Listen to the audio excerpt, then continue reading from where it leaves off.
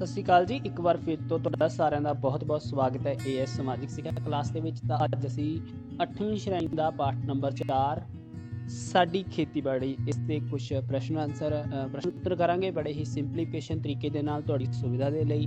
ਬਹੁਤ ਹੀ ਆਸਾਨ ਭਾਸ਼ਾ ਦੇ ਵਿੱਚ ਔਰ ਸਰਲ ਭਾਸ਼ਾ ਦੇ ਵਿੱਚ ਬਿਲਕੁਲ ਇਹ ਕੁਐਸਚਨ ਤੁਹਾਨੂੰ ਭੇਜੇ ਗਏ ਆ ਔਰ ਇਹਨਾਂ ਦਾ ਅੱਜ ਅਸੀਂ ਅਭਿਆਸ ਕਰਾਂਗੇ ਔਰ ਇਹਨਾਂ ਨੂੰ ਤੁਸੀਂ ਆਪਣੀ ਫੇਰ ਕਾਪੀ ਉੱਪਰ ਉਤਾਰ ਲੈਣਾ, ਆਪਣੇ ਨੋਟਸ ਤਿਆਰ ਵੀ ਕਰ ਸਕਦੇ ਹੋ ਔਰ ਵੀਡੀਓ ਨੂੰ ਬਾਰ-ਬਾਰ ਦੇਖ ਕੇ ਅਸੀਂ ਇਹਨਾਂ ਨੂੰ ਯਾਦ ਕਰ ਸਕਦੇ ਹਾਂ। ਤਾਂ ਸ਼ੁਰੂ ਕਰਦੇ ਹਾਂ। ਖੇਤੀਬਾੜੀ ਤੋਂ ਕੀ ਭਾਵ ਹੈ? ਸਭ ਤੋਂ ਪਹਿਲਾਂ ਲੈਸਨ ਦਾ ਨਾਮ ਹੈ ਜਿਵੇਂ ਸਾਡੀ ਖੇਤੀਬਾੜੀ। ਤਾਂ ਖੇਤੀਬਾੜੀ ਤੋਂ ਭਾਵ ਕੀ ਹੈ?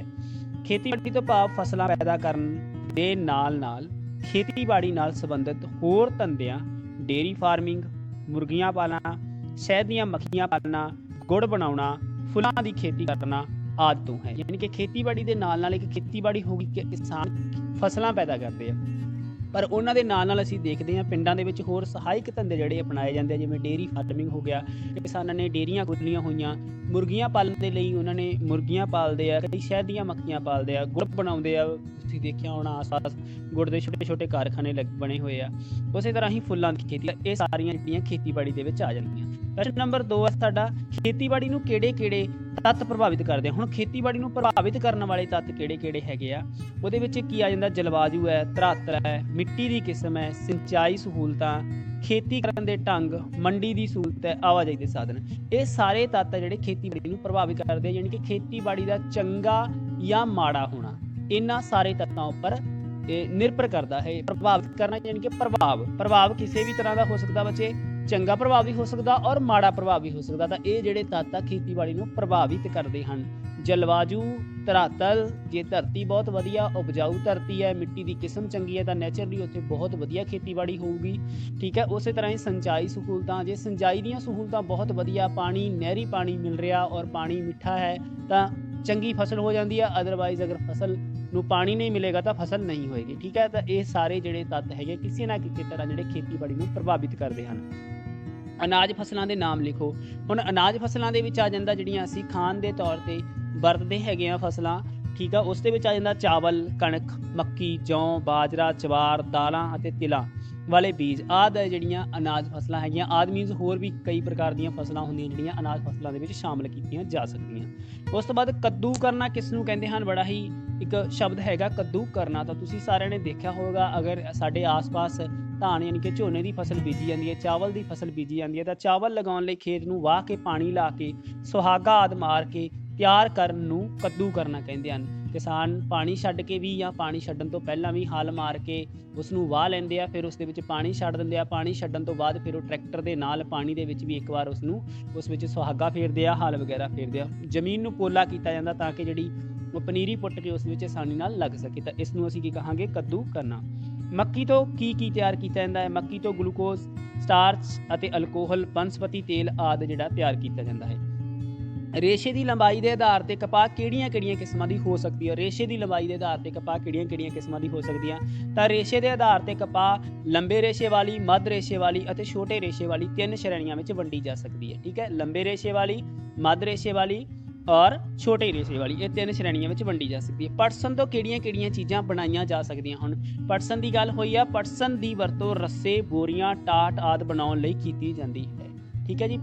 ਪਟਸਨ ਆ ਜਿਹੜਾ ਇੱਕ ਕਿਸਮ ਦੀ ਇਹ ਫਸਲ ਹੀ ਹੈ ਕਹਿ ਲਓ। ਇਸ ਦੇ ਫਸਲ ਉਪਜੀ ਜਾਂਦੀ ਹੈ ਤਾਂ ਉਸ ਤੋਂ ਬਾਅਦ ਉਸ ਦੇ ਉੱਪਰੋਂ ਛਿੱਲ ਉਤਾਰ ਲਿਆ ਜਾਂਦਾ ਹੈਗਾ। ਉਹ ਇੱਕ ਪ੍ਰਕਿਰਿਆ ਹੁੰਦੀ ਹੈ ਕਿ ਇਸ ਨੂੰ ਪਹਿਲਾਂ ਪਾਣੀ ਵਿੱਚ ਡੁਬੋ ਕੇ ਰੱਖਿਆ ਜਾਂਦਾ, ਉਹ ਜਦ ਗਲ ਜਾਂਦਾ ਤਾਂ ਛਿੱਲ ਆਪਣੇ ਆਪ ਉੱਪਰ ਆ ਜਾਂਦਾ। ਫਿਰ ਉਸ ਦੇ ਤੁਸੀਂ ਦੇਖਿਆ ਜਿਹੜੇ ਟਾਟ, ਬੋਰੀਆਂ ਤੇ ਰੱਸੇ ਵਗੈਰਾ ਬਣਦੇ ਹੈਗੇ ਆ। ਤਾਂ ਇਹ ਸਾਰੇ ਅੱਜ ਕੱਲ੍ਹ ਪਲਾਸਟਿਕ ਦੇ ਰੱਸੇ ਚੱਲ ਰਹੇ ਆ, ਪਰ ਜਿਹੜਾ ਸਣ ਦਾ ਰੱਸਾ ਜਿਹਨੂੰ ਬੋਲਦੇ ਪੁਰਾਣੇ ਟਾਈਮ ਦੇ ਵਿੱਚ, ਉਹ ਜਿਹੜੇ ਰੱਸੇ ਸੀਗੇ ਪਟਸਨ ਤੋਂ ਬਣਦੇ ਆ। ਚਾਹ ਦਾ ਪੌਦਾ ਕਿਸ ਤਰ੍ਹਾਂ ਦਾ ਹੁੰਦਾ ਹੈ? ਚਾਹ ਦਾ ਪੌਦਾ ਇੱਕ ਝਾੜੀ ਵਰਗਾ ਹੁੰਦਾ ਹੈ। ਠੀਕ ਹੈ ਬੱਚੇ। ਔਰ ਇਸ ਤੋਂ ਅਗਲੇ ਕੁਐਸਚਨ ਇਸ ਲੈਸਨ ਦੇ ਹੈਗੇ ਆ, ਕਾਫੀ ਦੀਆਂ ਕਿਸਮਾਂ ਦੇ ਨਾਮ ਲਿਖੋ। ਤਾਂ ਇਹਦੇ ਵਿੱਚ ਆ ਜਾਂਦਾ ਅਰੈਬਿਕ, ਰੋਬਸਟਾ, ਲਾਈਬੈਸਟ੍ਰਿਕਾ, ਕਾਫੀ ਦੀਆਂ ਜਿਹੜੀਆਂ ਮਸ਼ਹੂਰ ਕਿਸਮਾਂ। ਵੱਡੇ ਉੱਤਰਾਂ ਵਾਲੇ ਪ੍ਰਸ਼ਨ ਇਹਦੇ ਵਿੱਚ ਕਿਹੜੇ ਹੈਗੇ ਆ? ਖੇਤੀ ਦੀਆਂ ਕਿਸਮਾਂ ਦੇ ਨਾਂ ਦੱਸ ਕੇ ਸੰਘਣੀ ਖੇਤੀ, ਅਤੇ ਵਿਸ਼ਾਲ ਖੇਤੀ ਵਿੱਚ ਅੰਤਰ ਦੱਸੋ। ਹੁਣ ਖੇਤੀ ਦੀਆਂ ਕਿਸਮਾਂ ਦੇ ਨਾਂ ਦੱਸ ਕੇ ਅਸੀਂ ਨਾਲ ਸੰਘਣੀ ਖੇਤੀ ਤੇ ਵਿਸ਼ਾਲ ਖੇਤੀ ਦੇ ਵਿੱਚ ਕੀ ਆ ਅੰਤਰ ਵੀ ਦੱਸਣੇ ਹੈਗੇ ਆ। ਇਹ ਸਾਡੇ ਵੱਡੇ ਉੱਤਰਾਂ ਵਾਲੇ ਪ੍ਰਸ਼ਨ ਹੈਗੇ ਆ 4, ਇਹ ਵੀ ਅਸੀਂ ਕਰ ਲੈਣੇ ਹੈਗੇ ਆ। ਖੇਤੀ ਦੀਆਂ ਕਿਸਮਾਂ ਵਿੱਚ ਆ ਗਿਆ ਸਥਾਈ ਖੇਤੀ ਹੁੰਦੀ ਹੈ, ਸਥਾਨਾਂਤਰੀ ਖੇਤੀ ਹੁੰਦੀ ਹੈ, ਖੁਸ਼ਕ ਖੇਤੀ ਹੁੰਦੀ ਹੈ, ਗਿੱਲੀ ਖੇਤੀ ਹੁੰਦੀ ਹੈ, ਸੰਘਣੀ ਖੇਤੀ ਹੁੰਦੀ ਹੈ ਤੇ ਵਿਸ਼ਾਲ ਖੇਤੀ ਹੁੰਦੀ ਹੈ। ਹੁਣ ਉਹਨੇ ਕਿਹਾ ਸੀ ਨਾਮ ਦੱਸ ਕੇ ਸੰਘਣੀ ਤੇ ਵਿਸ਼ਾਲ ਖੇਤੀ। ਹੁਣ ਉਸਨੇ ਸਭ ਤੋਂ ਪਹਿਲਾਂ ਸਾਨੂੰ ਕਿਸਮਾਂ ਪੁੱਛਿਆ, ਸੰਘਣੀ ਤੇ ਵਿਸ਼ਾਲ ਖੇਤੀ ਲਿਖਿਆ। ਪ੍ਰਸ਼ਨ ਦੇ ਵਿੱਚ ਹੀ ਥੋੜਾ ਜਿਹਾ ਤੁਹਾਡਾ ਆਨਸਰ ਲਿਖਿਆ ਹੋਇਆ, ਸੰਘਣੀ ਖੇਤੀ ਵੀ ਹੁੰਦੀ ਹੈ ਤੇ ਵਿਸ਼ਾਲ ਖੇਤੀ ਵੀ ਹੁੰਦੀ ਹੈ। ਹੁਣ ਸੰਘਣੀ ਖੇਤੀ ਕੀ ਹੁੰਦੀ ਹੈ?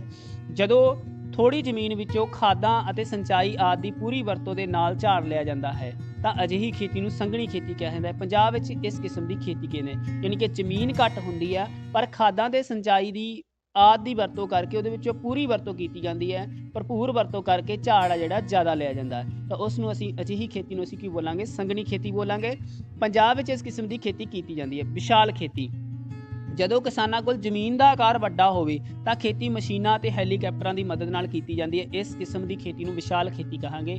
ਇਹ ਫੋਰਨ ਦੇ ਵਿੱਚ ਜਿਵੇਂ USA ਵੱਡੇ ਦੇਸ਼ ਹੈਗੇ ਆ ਬੇਟਾ, ਉਹਨਾਂ ਵਿੱਚ ਕਿਸਾਨਾਂ ਦੇ ਕੋਲ ਜਿਹੜਾ ਕਈ ਏਕੜ ਸੌਆਂ ਦੇ ਹਿਸਾਬ ਦੇ ਨਾਲ ਏਕੜ ਜਿਹੜੇ 100 ਏਕੜ ਦੇ ਹਿਸਾਬ ਦੇ ਨਾਲ ਉਹਨਾਂ ਕੋਲੇ ਜਿਹੜੀਆਂ ਜ਼ਮੀਨਾਂ ਹੈਗੀਆਂ, ਇਸ ਕਰਕੇ ਜਿਹੜੀ ਉੱਥੇ ਮਸ਼ੀਨਾਂ ਰਾਹੀਂ ਤੁਸੀਂ ਦੇਖਦੇ ਹੋਵੋਗੇ ਕਿ YouTube ਵਗੈਰਾ 'ਤੇ ਦੇਖਦੇ ਹੋਵੋਗੇ ਅਲੱਗ-ਅਲੱਗ ਪ੍ਰਕਾਰ ਦੀਆਂ ਮਸ਼ੀਨਾਂ ਜੋ ਕਿ ਬਹੁਤ ਜ਼ਿਆਦਾ ਵਰਕ ਕਰਦੀਆਂ ਔਰ ਹੈਲੀਕਾਪਟਰਾਂ ਦੇ ਰਾਹੀਂ ਉਹਨਾਂ ਦੇ ਮਦਦ ਦੇ ਨਾਲ ਕੀ ਆ ਉਹਨਾਂ ਉੱਪਰ ਕੀ ਆ ਜਿਹੜੀ ਉਹ ਖੇਤੀ ਕੀਤੀ ਜਾਂਦੀ ਹੈ। ਠੀਕ ਹੈ ਜੀ, ਇਹ ਹੋ ਗਿਆ ਸੰਘਣੀ ਖੇਤੀ ਤੇ ਵਿਸ਼ਾਲ ਖੇਤੀ। ਪੰਜਾਬ ਵਿੱਚ ਕਪਾਹ ਦੀ ਖੇਤੀ ਤੇ ਇੱਕ ਨੋਟ ਲਿਖੋ। ਪੰਜਾਬ ਵਿੱਚ ਬਠਿੰਡਾ, ਫਰੀਦਕੋਟ, ਫਿਰੋਜ਼ਪੁਰ, ਸੰਗਰੂਰ ਆਦਿ ਜ਼ਿਲ੍ਹੇ ਕਪਾਹ ਦੀ ਪੈਦਾਵਾਰ ਲਈ ਪ੍ਰਸਿੱਧ ਹਨ। ਠੀਕ ਹੈ ਜੀ, ਇਹ ਕੁਝ ਜ਼ਿਲ੍ਹੇ ਹੈਗੇ ਆ ਬਠਿੰਡਾ, ਫਰੀਦਕੋਟ, ਫਿਰੋਜ਼ਪੁਰ, ਸੰਗਰੂਰ, ਇਹ ਅਸੀਂ ਨਾਮ ਯਾਦ ਕਰਨ। ਪੰਜਾਬ ਵਿੱਚ BT ਕਾਟਨ ਬੀਜ ਅੱਛੇ ਨਤੀਜੇ ਦੇ ਰਿਹਾ ਹੈ। BT ਕਾਟਨ ਹੁਣੇ ਹੀ ਥੋੜਾ ਸਮਾਂ ਪਹਿਲਾਂ ਇਹ ਬੀਜ ਆਇਆ ਹੈਗਾ ਤਾਂ ਬਹੁਤ ਅੱਛੇ ਨਤੀਜੇ ਦੇ ਰਿਹਾ ਹੈ, ਜਿਹਦੇ ਨਾਲ ਕਿ ਝਾੜ ਦੇ ਵਿੱਚ ਕਾਫੀ ਵਾਧਾ ਹੋਇਆ। ਪੰਜਾਬ ਦੇ ਮਾਲਵਾ ਇਲਾਕੇ ਵਿੱਚ ਕਪਾਹ ਨੂੰ ਚਿੱਟਾ ਸੋਨਾ ਕਿਹਾ ਜਾਂਦਾ ਹੈ ਤਾਂ 1 ਨੰਬਰ ਦੇ ਵਿੱਚ ਵੀ ਪ੍ਰਸ਼ਨ ਆ ਸਕਦਾ। ਪੰਜਾਬ ਦੇ ਵਿੱਚ ਜਿਹੜਾ ਮਾਲਵਾ ਇਲਾਕਾ ਉਹਦੇ ਵਿੱਚ ਕਪਾਹ ਨੂੰ ਚਿੱਟਾ ਸੋਨਾ ਵੀ ਕਿਹਾ ਜਾਂਦਾ ਹੈ। ਚਾਹ ਤੇ ਕਾਫੀ ਦੇ ਪੌਦਿਆਂ ਦੀ ਸਾਂਭ ਸੰਭਾਲ ਕਿਵੇਂ ਕੀ ਹੁੰਦੀ ਹੈ? ਹੁਣ ਚਾਹ ਦੇ ਪੌਦਿਆਂ ਨੂੰ ਸਾਫ਼ ਕੀਤੀਆਂ ਢਲਾਨਾਂ ਤੇ ਲਗਾਇਆ ਜਾਂਦਾ ਹੈ। ਠੀਕ ਹੈ, ਸਾਫ਼ ਕਰਕੇ ਢਲਾਨਾਂ ਦੇ ਉੱਪਰ ਲਗਾਇਆ ਜਾਂਦਾ ਹੈ। ਪੌਦਿਆਂ ਦੇ ਸਹੀ ਵਿਕਾਸ ਲਈ ਖਾਦਾਂ ਦਾ ਪ੍ਰਯੋਗ ਵੀ ਕੀਤਾ ਜਾਂਦਾ ਹੈ। ਵਰਖਾ ਦਾ ਪਾਣੀ ਪੌਦਿਆਂ ਦੀਆਂ ਜੜ੍ਹਾਂ ਵਿੱਚ ਖਲੋਣਾ ਨਹੀਂ ਚਾਹੀਦਾ। ਚਾਹ ਦਾ ਪੌਦੇ ਨੂੰ ਕਾਟ ਛਾਂਟ ਦੀ ਲੋੜ ਹੁੰਦੀ ਹੈ ਤਾਂ ਜੋ ਇਸ ਦਾ ਵਿਕਾਸ ਠੀਕ ਹੋ ਸਕੇ।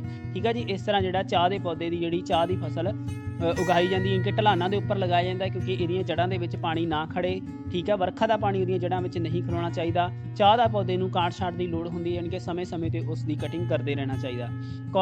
ਕੌਫੀ ਦੇ ਪੌਦੇ ਪਹਿਲਾਂ ਨਰਸਰੀ ਵਿੱਚ ਲਗਾਏ ਜਾਂਦੇ ਹਨ। 8 ਕੁ ਮਹੀਨਿਆਂ ਬਾਅਦ ਇਹਨਾਂ ਛੋਟੇ ਪੌਦਿਆਂ ਨੂੰ ਕੌਫੀ ਬਣਾਉਣ ਲਈ ਤਿਆਰ ਖੇਤਾਂ ਦੇ ਵਿੱਚ ਲਗਾ ਦਿੱਤੇ ਜਾਂਦੇ। ਪਹਿਲਾਂ ਨਰਸਰੀ ਦੇ ਵਿੱਚ ਲਗਾਏ ਜਾਂਦੇ ਆ, ਫਿਰ 8 ਮਹੀਨਿਆਂ ਬਾਅਦ ਉਹਨਾਂ ਨੂੰ ਕੀ ਹੈ ਤਿਆਰ ਖੇਤਾਂ ਵਿੱਚ ਲਗਾਇਆ ਜਾਂਦਾ ਹੈ। ਸਮੇਂ-ਸਮੇਂ ਸਿਰ ਕੌਫੀ ਦੇ ਖੇਤਾਂ ਵਿੱਚ ਖਾਦਾਂ, ਪੌਦਿਆਂ ਦੀ ਕਟਾਈ, ਛੰਗਾਈ ਅਤੇ ਸਿੰਚਾਈ ਦੀ ਲੋੜ ਪੈਂਦੀ ਹੈ ਤਾਂ ਇਹ ਜਿਹੜੀਆਂ ਸਾਰੀਆਂ ਗੱਲਾਂ ਦਾ ਧਿਆਨ ਰੱਖਿਆ ਜਾਂਦਾ। ਠੀਕ ਹੈ, ਚਾਹ ਤੇ ਕੌਫੀ ਦੇ ਪੌਦਿਆਂ ਦੀ ਸਾਂਭ ਸੰਭਾਲ ਲਈ ਕੁਝ ਜ਼ਰੂਰੀ ਗੱਲਾਂ ਹਨ। USA ਵਿੱਚ ਖੇਤੀਬਾੜੀ ਦੇ ਕੰਮਾਂ ਤੇ ਮਸ਼ੀਨਾਂ ਦੀ ਵਰਤੋਂ ਤੇ ਨੋਟ ਲਿਖੋ। ਹੁਣ USA ਦੇ ਵਿੱਚ ਅਸੀਂ ਹੁਣੇ ਪਹਿਲਾਂ ਗੱਲ ਕੀਤੀ ਸੀ ਵੀ ਮਸ਼ੀਨਾਂ ਨਾਲ ਕੰਮ ਕੀਤਾ ਜਾਂਦਾ ਹੈ।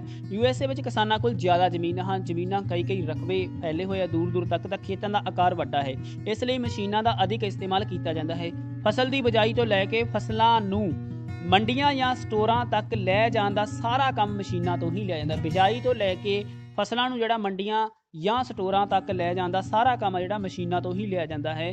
ਖੇਤੀ ਕਰਨ ਲਈ ਹੈਲੀਕਾਪਟਰਾਂ ਤੇ ਜਹਾਜ਼ਾਂ ਦੀ ਵਰਤੋਂ ਕੀਤੀ ਜਾਂਦੀ ਹੈ ਤਾਂ USA ਦੇ ਵਿੱਚ ਕਿਉਂਕਿ ਉੱਥੇ ਕਿਸਾਨਾਂ ਦੇ ਕੋਲ ਬਹੁਤ ਜ਼ਿਆਦਾ ਲਾਰਜ ਸਕੇਲ ਦੇ ਬੇਟਾ ਜ਼ਮੀਨਾਂ ਹੈਗੀਆਂ ਤਾਂ ਉੱਥੇ ਜਦੋਂ ਉਹ ਫਸਲਾਂ ਉਗਾਉਂਦੇ ਆ, ਬੀਜਦੇ ਆ ਤਾਂ ਸਾਰਾ A to Z ਜਿਹੜਾ ਵਰਕ ਉਹ ਜ਼ਿਆਦਾਤਰ ਉੱਥੇ ਮਸ਼ੀਨਾਂ ਨਾਲ ਹੀ ਕੀਤਾ ਜਾਂਦਾ ਹੈਗਾ।